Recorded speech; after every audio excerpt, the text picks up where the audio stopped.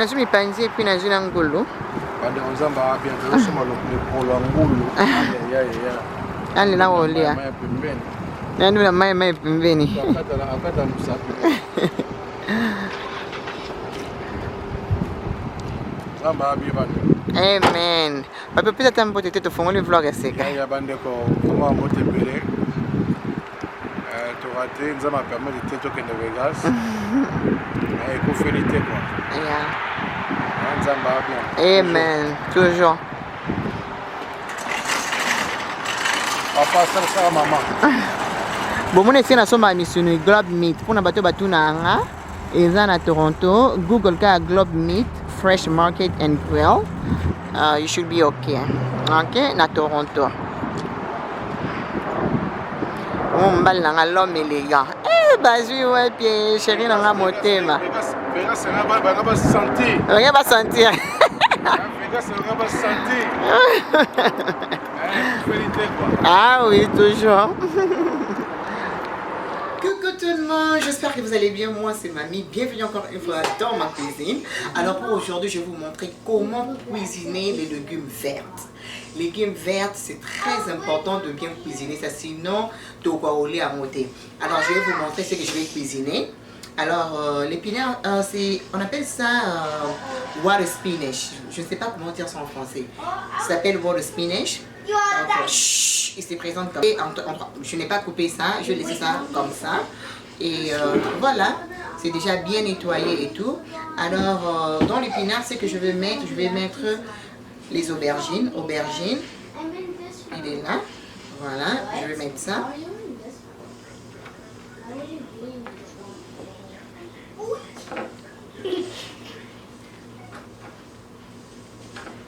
Aubergine.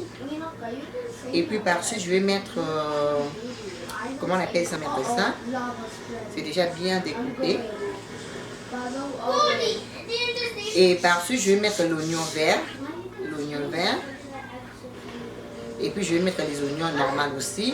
Et puis en plus, on va mettre le tomate frais. Donc je vais tout mettre. Ça c'est un légume vraiment santé. Très très santé.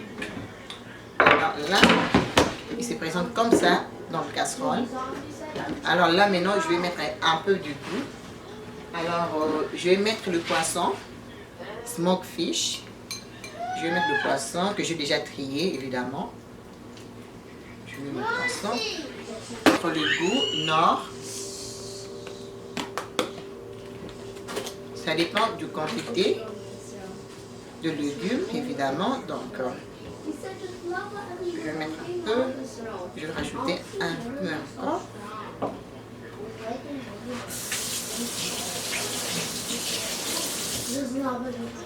Et par la suite, je vais mettre les piments.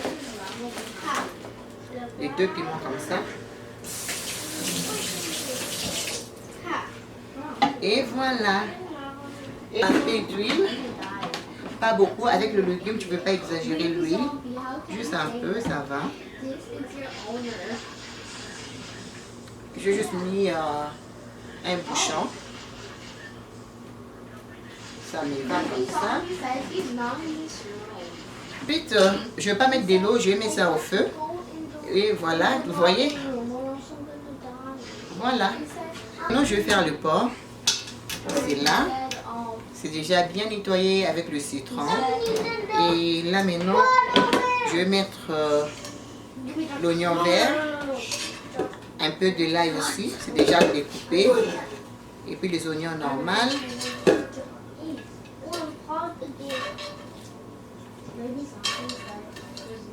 Donc en fait j'ai mis le céleri, oignon vert, les oignons normaux et puis là. C'est ce que j'ai mis dedans. Et je ne vais pas mettre de l'eau, je vais laisser ça cuire comme ça pendant au moins 20 minutes, 25 minutes. Et on va mettre le goût, notre goût. Feuille de laurier. Feuille de laurier. Et là, je vais mettre ça au feu et puis je vous reviens.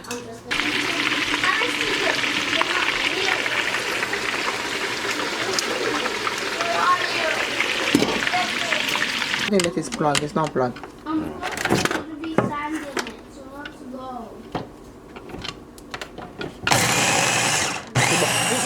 Non. Are Tiens. you serious?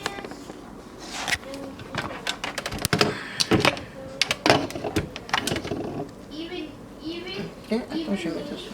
Or I'm just a dude who lives here.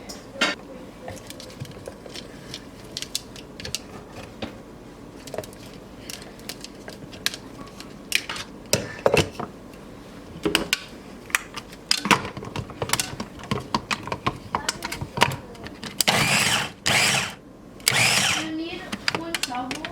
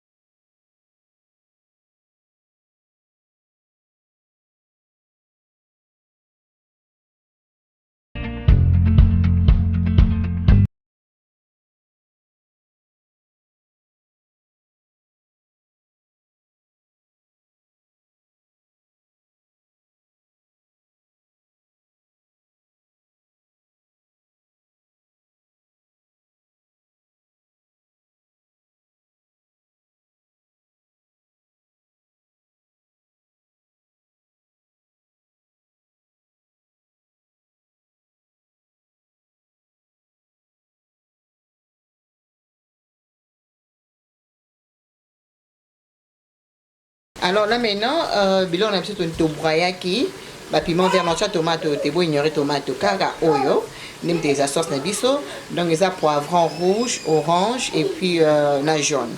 Yango ne mute okene na sauce na biso. Okay, I'm gonna give you some cookies. Yeah.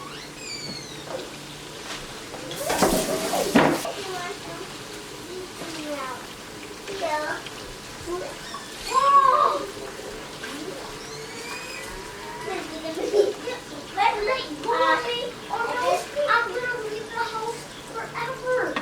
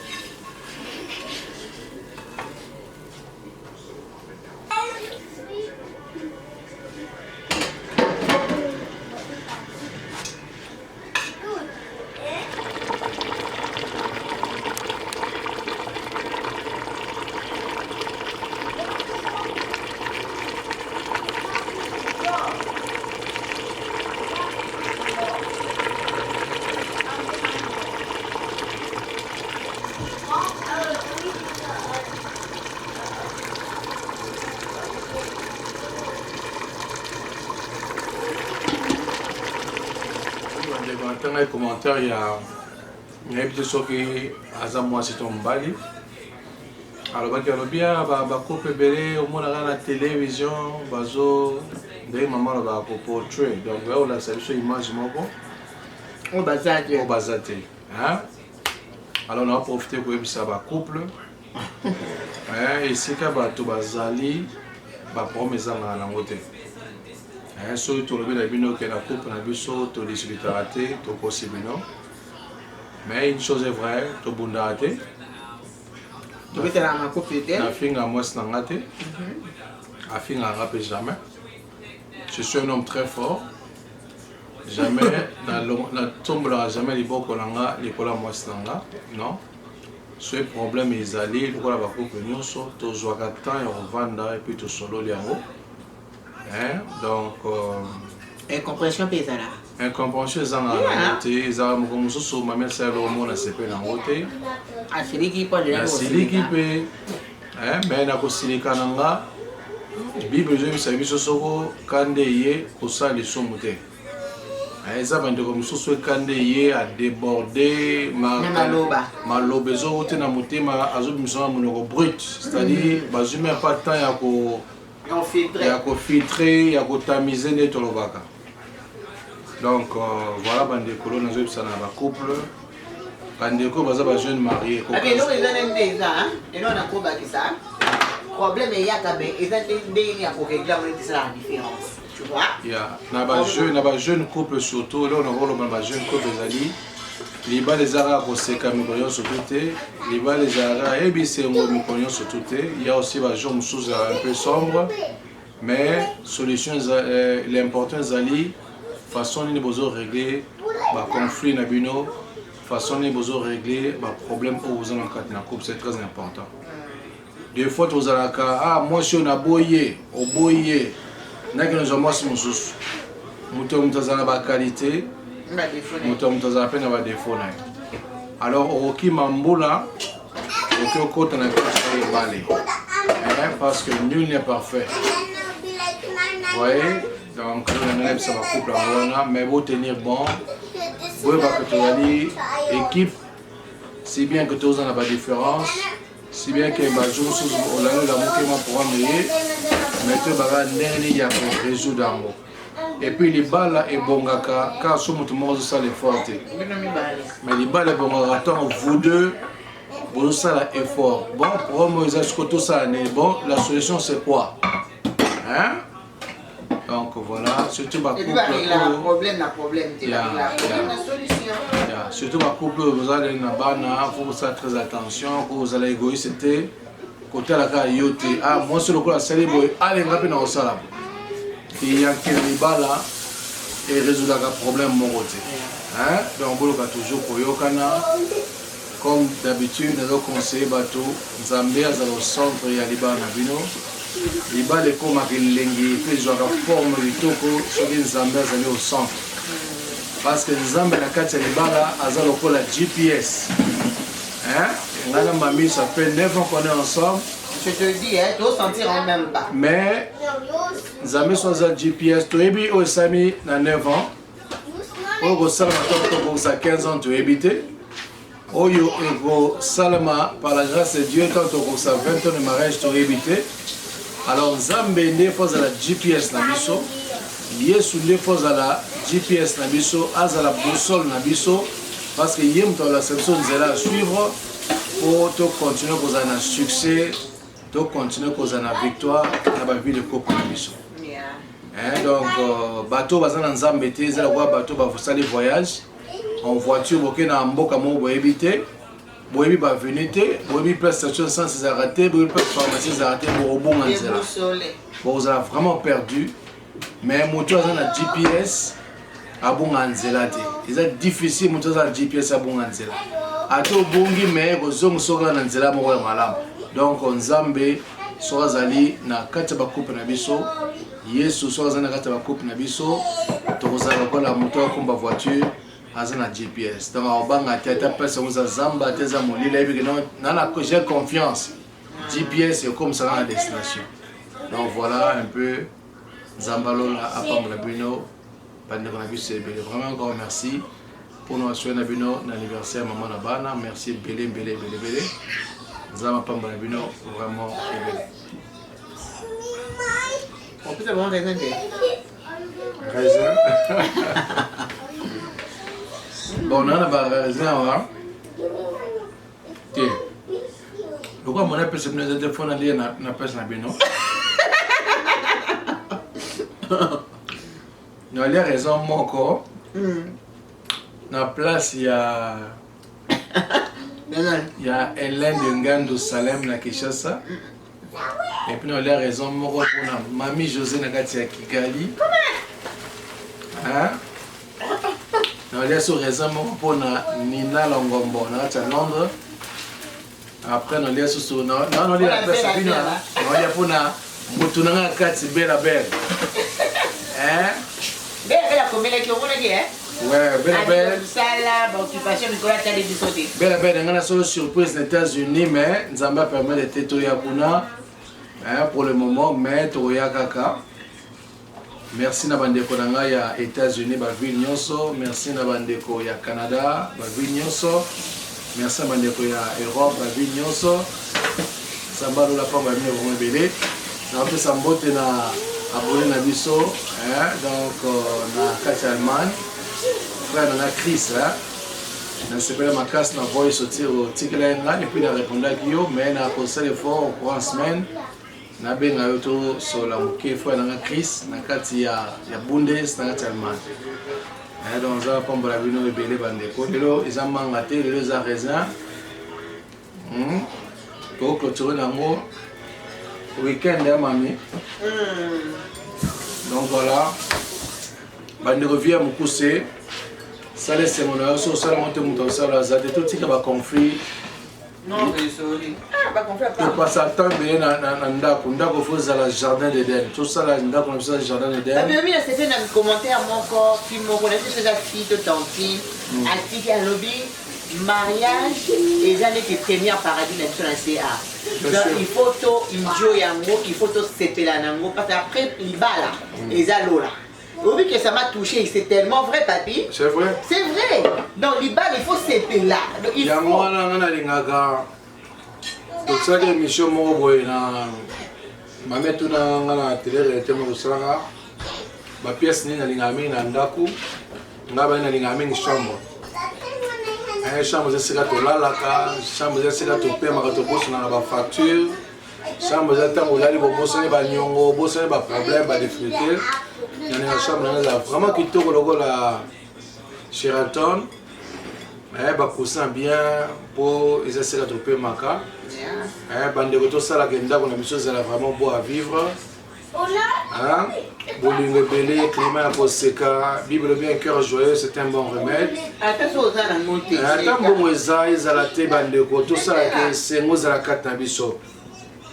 Et puis maman au bacha mibale bapanzi likolo so mbongo na ndako za te eza bien te ba mibale bele bazobelaka ba tension en cause à base na bango okoma kotia mobale ba stress olopesa mbole sengo yo koma kotia mobale na stress parce que za na mbongo te bande koza malamu te bolingo leke nyonso la raison c'est rien mbongo yaka epeke na nango donc bolingo eleke nyonso loko nazoyebisa bande ko na biso na kati ya libala. Ouais, donc tout ça c'est on a besoin d'andako tout les ngabas na biso tout les ngamba na biso tout les ngaba na biso moi si kaka yo negeja wana o éviter za na mo jo moko bona ba kwata mo le la kaye o sa na jo éviter donc tu ba valeur ya o nzama tina boko na biso ezala mala o mec hein nzamba lola apambola bino bandeko to kanga na nzambe elika na nzambe to le mbate to sepela na o nzama tina boko na biso. Tout les gars tout sepela kama otozwa otokanisa oyo zana mana maboko yeba ko batela ozana maboko yeba ko sepela nango donc voilà bandeko ngolo ebeli nandunda donc to la sabango ndenge nini bakata fufu nzamba bien bandeko nanga nzama pamba binebele nzamba bien bandeko. La main qui est le thème. Bande Gonzamba Malamu, Nalobango et Sengo, et Zalama pour avoir voisin. Et Sengo va dans la gaz donc voilà. Ça en sorte que Ndako Nayo et Sengo Vandaka, qui m'y a régné comme toujours. Donc c'est ce nom-là, Maman Nangai. Nandunda, Mbisa Pagapembe, na boule nationale.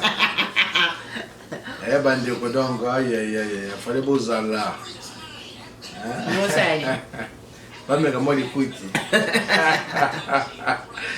bandeko na nzamba bien vous abonner Ça va pas me bravo belé. Vous commentez comme d'habitude. Vous commentez, vous continuez à supporter Bisso. Bon, Bisso, merci belé. Nation on a passé dans Londres. Donc, tout son vidéo, il y a Sika. Caméra. Caméra, il y a vlog, il y a Sika. Donc, il y a caméra chère, ils ont à $500, 500 plus. C'est on a passé à Foti. Comment on Patricia. Oh bon ça. Merci mille nation Patricia. À soutenir le ministère. À soutenir MM Makeup na vidéo na caméra Sika. Il faut 50% caméra Sika. Vraiment ça na kata Londres. Dans ma famille mais la boue mais au milieu bien Patricia. De tout cœur, merci beaucoup. Vous abonnez, vous commentez, vous partagez. Nzamba peut mon abonné à Mingi. À plus tard, bye. Bye bye, Nzamba bien. Bon appétit, mon lait. Merci beaucoup. Zena katana ngulu. Oui, one more. Nakatana ngulu. You want more? I want water. I want water. Mande Nzamba bien. I want water. Mama.